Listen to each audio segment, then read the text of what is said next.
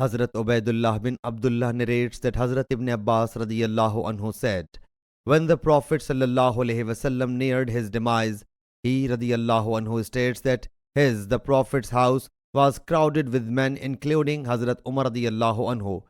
He sallallahu alaihi wasallam said, bring me stationery in order to write a statement, so that you may not go astray after it.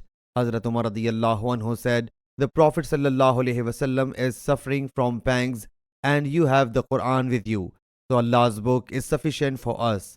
The members of the Prophet's family opposed this idea and they started disputing with one another.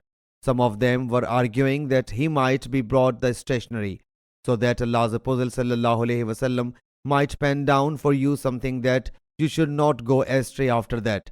And some were saying the same what Hazrat Umar radiyallahu anhu said.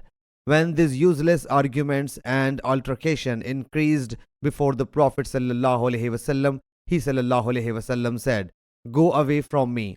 Hazrat Ubaidullah states that Hazrat Ibn Abbas radiyallahu anhu would say, what a great calamity was it which intervened between Allah's Apostle sallallahu alaihi wasallam and the statement which had to be written for them, the conflict among the people and their clamor.